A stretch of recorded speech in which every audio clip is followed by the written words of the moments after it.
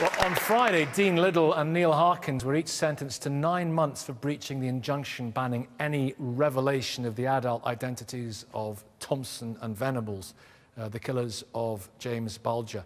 They posted photos on Twitter and Facebook purporting to be of Thompson and Venables last February, which the judge said could have been seen by thousands of social media users. Is social media out of control?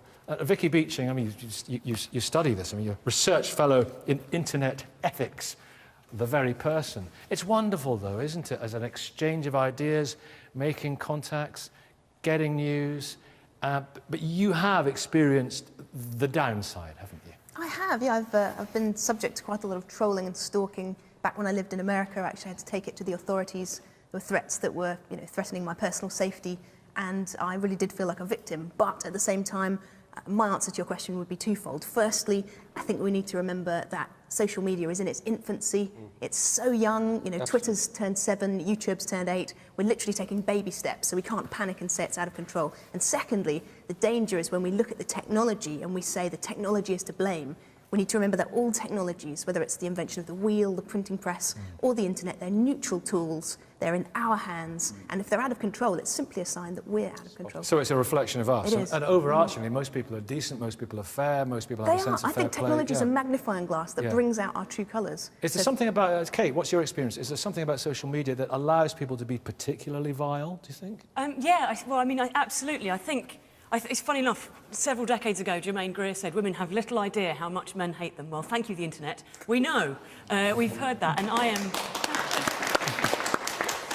I am less than a week from my most recent death threat, and that's my life. That is normal for me. The first time it happened about 5 or 6 years ago, it was terrifying. Now it's very standard. I don't think the solution is to have some massive crackdown on social media. I think there are existing laws that are there. It is illegal to make death threats. It is illegal to make malicious communications. It is illegal to threaten and intimidate people, whether you do it in person or online or through whatever medium. What we actually need is for the police to get up to speed on these issues and to have a really nice, efficient system where you copy the message, you send it over to the police, and they can investigate it. Because the truth is, I don't send these messages to the police. I contact a 19-year-old I know who will immediately know much more about how to research it, how to find out who it is, and establish if it's a real threat or if it's nothing to worry about. Nicky, can I just agree with both what Vicky and Kate have said? Look, if you're on the social media, I get them as well. We all get obsessives.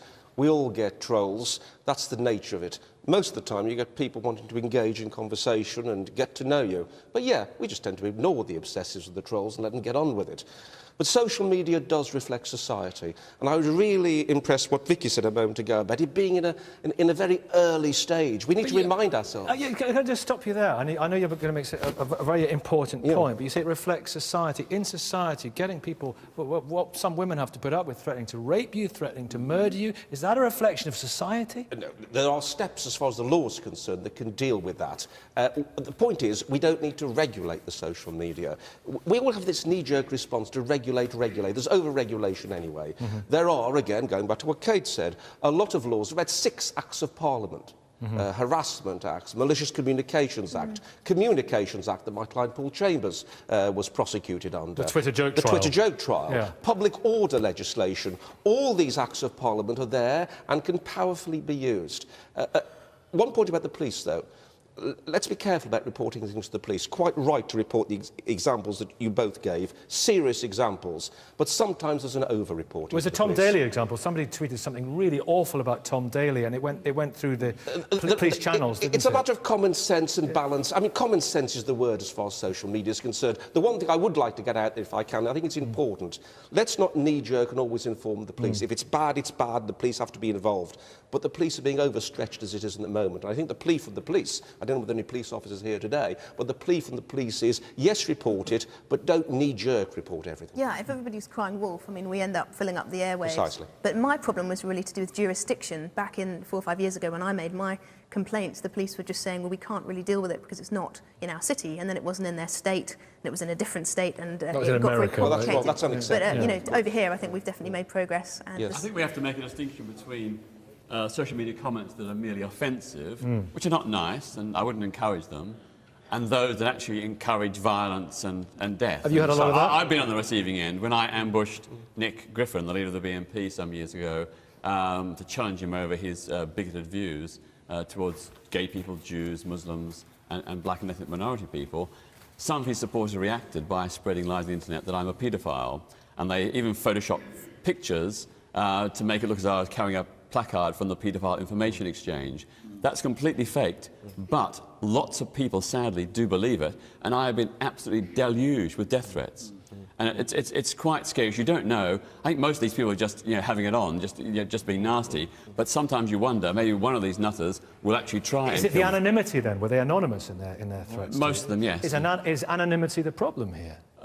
But partly, it gives them the carte blanche or the security that they can say things that they But if you're a blogger in China, anonymity is an absolute blessing. They think they have anonymity, but let me say now, the law's changed. There's something called the Norwich Farmer Colour Order, which lawyers use nowadays, that can contact third parties like Twitter, like Facebook, and compel them to reveal who these trolls are, who these obsessives are, and who these, if they're doing the sort of things that we've just heard about, criminals are. So let it be very, very clear indeed. Those people tweeting anonymously will be found out. But just one other thing as well, linking on to what Peter said. It's also important that law enforcement agencies get a grip as well. Going back to the Paul Chambers case, I know the Twitter joke trial is one of the seminal cases that I did along with David Allen Green of Press Skills. And that was a man who simply tweeted to his girlfriend, if this airport closes down, I'm going to blow the place up. Now, the fact of the matter is the police didn't take it seriously, the security didn't take it seriously at the airport, but the CPS, for some reason, best known to themselves, decided to prosecute this through 7 different court hearings, wasting thousands of pounds of taxpayers' money. It was a cause célèbre, wasn't it? Well, it was indeed, and a lot of Kate's colleagues from the performing arts got involved as well. The fact is, it linked into freedom of speech as well. OK, yes, the gentleman up there with your hand up. Good morning. Good morning. It worries me that we're expecting the police to take a big role in this. It seems to me that companies like Twitter and YouTube are doing this all on the cheap. Back in the 90s, I was a moderator on AOL, and they had a very good system of throwing people off forums who were abusing other people. And these new companies, new media, they don't seem to be taking the responsibility. And there seems to be as well James, I'll bring you in here. There seems to be sometimes people perceive an inconsistency. There was a very good report on Channel 4 News the other night from Alec Thompson about this video of a baby, horrific footage of a baby being beaten. The person has been arraigned who was responsible for it, but it's up there. It was taken down temporarily. It's back up there.